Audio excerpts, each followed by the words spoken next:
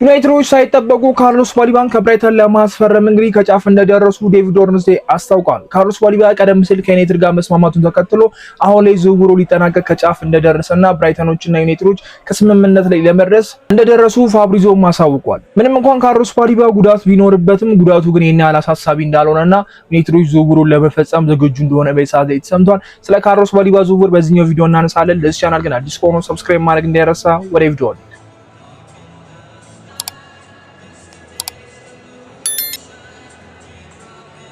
ይህ ዝውውር ከኔ በላይ ያስደሰተ ሰው አለ ብዬ አላስብም እና ምናልባት ቪዲዮውን በደንብ ተከታተላችሁ የምታውቁ ከሆነ አዲስ ካልሆናችሁ በስተቀር ስለ ካርሎስ ባሊባ እንዴት ሳወራ እንደነበረ ዩናይትዶች ካርሎስ ባሊባ ከየትኛውም የመሃል ሜዳ ተጫዋች በላይ መምረጥ እንዳለባችሁ ስናገር ነበርና ካርሎስ ባሊባ በዚህኛው ሲዝን በ2024-25 ያሳለፈው መጥፎ የሚባል ሲዝን ነበር። እሱ ምንም ጥያቄ የለውም። ነገር ግን አንድ ተጫዋች በአንድ ሲዝን ብቻ መለካት የለብንም ብዬ አስባለሁና ሮድሪ አሁን ላይ ወደ ባርሴሎና የሄደበትን ዋጋ ስንመለከትና ባርሴሎናና ማድሪድ እንዲህ ሲፋጠጡበት እንደነበር እናውቃለና ሮድሪ ሲቲ ቤት በነበረበት አጋጣሚና ዓለም ዋንጫው ከመድረሱ በፊት ሮድሪ አልነበረም እና ኦልሞስት ጨርሷል። በቃ ከኤሲኤል ጉዳት በኋላ ያኛው የባላንዶሮ ሮድሪ ተመልሶ አይመጣም ስንል ነበርና የዓለም ዋንጫ ላይ ያሳየው ፐርፎርማንስ ግን የዓለም ዋንጫው ምርጥ ተጫዋች እስከሚያስብለው ድረስና የዓለም ዋንጫ አሸናፊ እስከሚሆን ደርሶ እንግዲህ ባርሴሎና ከ70 ሚሊዮን ፓውንዶች በላይ አውጥቶ እንግዲህ ተጫዋቹን መግዛት ችሏልና ይሄ ደግሞ የተጫዋቹን ኳሊቲ ያሳያል። ካርሎስ ባሊባን በተመሳሳይ ሁኔታ ካለው እድሜ አንፃር ካለው ፖቴንሻል አንፃርና ካለው ልምድ አንፃር ደግሞ ዩናይትዶች ተጫዋቹን ማስፈረም እንዳለባቸው ደጋግሜ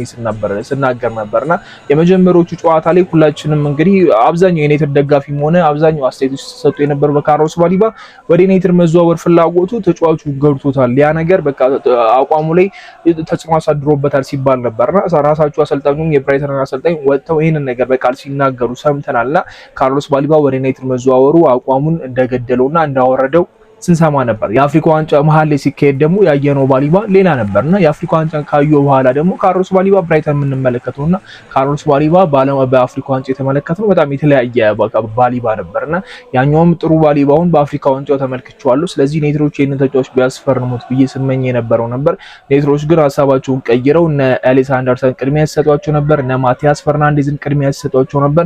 እነዚህ ተጫዋቾች እንግዲህ በዋጋ ምክንያት ወደ ዩናይትድ መዘዋወርም አልፈለጉም፣ ዩናይትድንም ቅድሚያ መስጠት አልፈለጉም። ኤሊስ አንደርሰን ከዩናይትድ ጋር ለመደራደርም ፍላጎት አልነበረው። ሲቲን ኦልሬዲ ይመርጥ ነበር፣ የሲቲ ደጋፊ ይመስልንም ነበርና ሲቲ እሱን በሪከርድ በሆነ ዋጋ ማስፈረም ቻለ።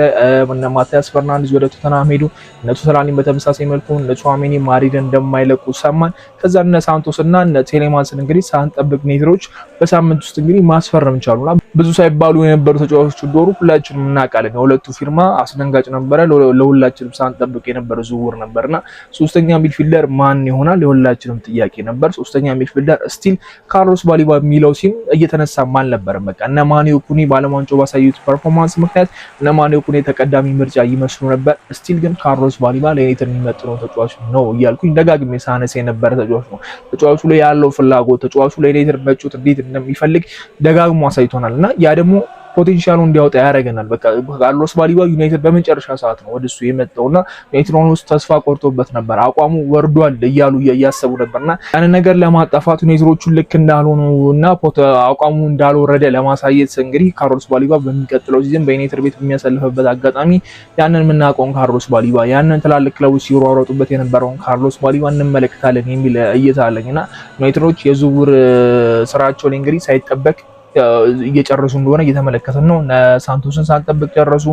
ቴሌማንስ ምንም ሳንሰማ ካርሎስ ባሊባም ይሄው ድንገት ነው እንግዲህ ካርሎስ ባሊባ ወደ ዩናይትድ ለመዘዋወር ብራይተኖችም ሆነ ዩናይትዶች ድርድር ላይ ቀርበው ኦልሞስት ለመጨረስ እየተዘጋጁ የሚል ዜና የሰማ ነውና ይሄ ለኔ በጣም አስደሳች ዜና ነው። በቃ ሶስተኛ ሚድፊልደር እንዳለን ማሰብ ሌላ ትልቅ ነገር ነው ብዬ አስባለሁና ስንመለከተው ቴሌማንስ ዲፌንሲቭ ሚድፊልደር አይደለም፣ ሳንቶስ ዲፌንሲቭ ሚድፊልደር አይደለም። ዩናይትድ እንደ ሳንቶስን ነው እንደ ዲፌንሲቭ ሚድፊልደር እየተጠቀመ ያለውና ሳንቶስ በሁለቱም ቦታ መጫወት እንደሚችል እናውቃለን። 6 ቁጥር ላይም 8 ቁጥር ላይ መጫወት ስለሚችል አሁን በፕሪዝን እየተመለከተን የነበረው ሳንቶስ በዲፌንሲቭ ሚድፊልደር ነውና ትክክለኛ ቦታው አይደለም። ያን ነገር ለመላመድ እየሞከረ ነው። ሲላመድም ጥሩ ይመስላል ፕሪዝን የተመለከተው ነገር ግን እዛ ቦታ ላይ ትክክለኛ ልምድ ያለውን ተጫዋች ካርሎስ ባሊባን ማውጣት ደግሞ ለኔ በጣም ትልቅ የሚባል ዝውውር ነውና ዩናይትዶች ሳንጠብቀው ትልቅ የሚባል ፊርማዎች አኑሯል። ምንም ጥያቄ የምናነሳበት አይደለም። ፖቴንሻል ያለው አቅም ያለው ወደፊት ዩናይትድን በደንብ ሊያገለግል የሚችል ሳንቶስን አስፈርሟል። ምንም እንኳን ትልቅ የሚባል ግምት ባይኖርንም ቴሌማንስ ካለው ልምድ አንጻር ፕሪሚየር ሊጉ ላይ ካለው ብቃት አንጻር የሚያደርጋቸው እንቅስቃሴዎች ደግሞ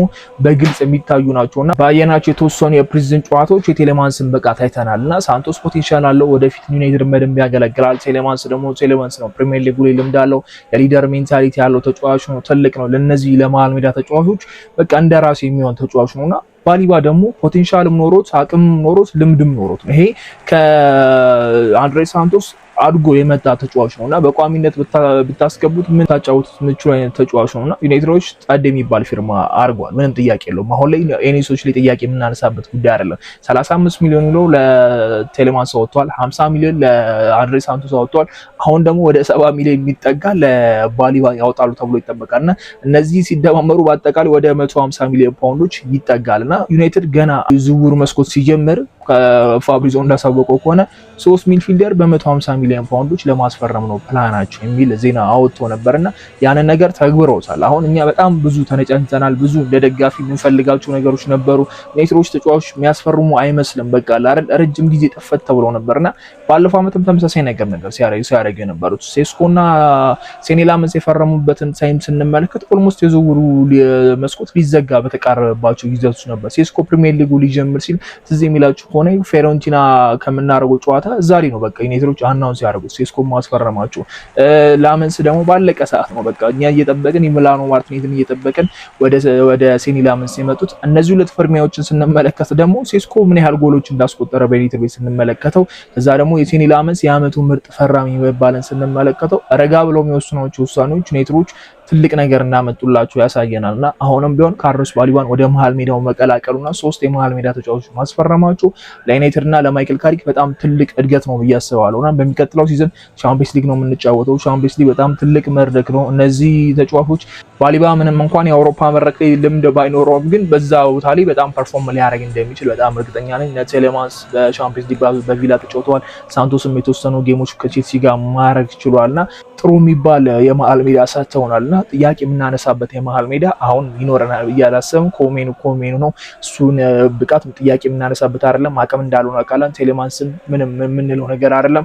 የሳንቶስ ነው አጠራጣሪ ነው። ሳንቶስን ብዙ አላመንበትም ነበረ። አቅም አለው ግን እያየን ስንመጣ ሳንቶስ አሪፍ ፈራሚ ይመስላል እያልን ነበር ፕሪዝን ላይ። ባሊባ ደግሞ በቃ ኦልሞስት የተረጋገጠለት ተጫዋች ነውና ይሄ 4 የመሃል ሜዳ ስፍራ እንግዲህ ለዩናይትድ በጣም ትልቅ ነገር ያመጣልን ብዬ አስባለሁ።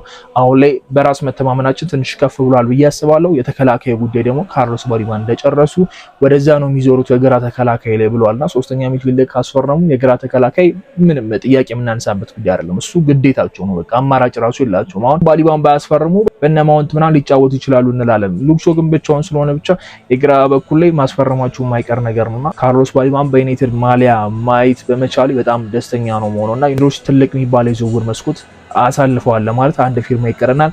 ሉዊሶል ላይ በእንደዚህ አይነት መልኩ ከሄዱና ሉዊሶልን ከኒካስተል ማምጣት ከቻሉ ፐርፌክት የሚባል የዝውውር መስኮት አሳልፈናል ማለት እንችላለን። ምንም ጥያቄ የምናነሳባቸው አይደለም። በቃ ሁሉንም ነገር ስንላቸው የነበራቸው ዩናይትዶች እንደዚህ ናቸው፣ ዩናይትድን ቶሎ ያስፈረሙ ስንላቸው የነበራቸው ነገሮች በአንድ ነው የሚያጣፉብንና ረጋ ብሎ መወሰንና ረጋ ብሎ ተጫዋቾችን ማስፈረም በዩናይትዶች አይተናል ወይ ደግሞ አሳይተውናል ብለን መናገር እንችላለንና ካርሎስ ባሊባ የዩናይትድ ተጫዋች የመሆን እድሉ አሁን ላይ በጣም ሰፍቷል። ዩናይትዶች ጉዳቱ ብዙም እንደማያሳስባቸውና ይሄን ያለ የከፋ ጉዳት እንዳልሆነ ካጣሩ በኋላ ነው ተጫዋቾች ላይ የወሰኑት። ስለዚህ የመጀመሪያዎቹ የፕሪሚየር ሊግ ጨዋታዎች 2 ወይ 1 ቢያመልጠው ብዙ የሚገርም ነገር አይደለም። ፕሪዝንም አልሰራም። ስለዚህ መጥቶ ከዩናይትድ ተጫዋቾች ጋር ይላመዳል። ተጫዋቾቹ የመጨረሻ የዩናይትድ ጨዋታ ላይ ከብራይተን ጋር ባረገበት እንዴት ትሪት ሲያደርጉት እንደነበርና ካርሎስ ባሊባ ከነሱ ጋር እንደሚጫወት የሆነ ሳይኖች ሰጥተዋልና እነ ሊሳንድሮ ማርቲኔዝ፣ ላይኒሮ፣ ብሩኖ ፈርናንዴዝ እነ ዶርጉ ኢንተርቪው ሲደረጉ ምናምን ስለ ባሊባ ሲያወሩ ነበርና ባሊባ የዩናይትድ ተጫዋች ባይሆን በጣም ነበር የሚቆጨን እያስባለውና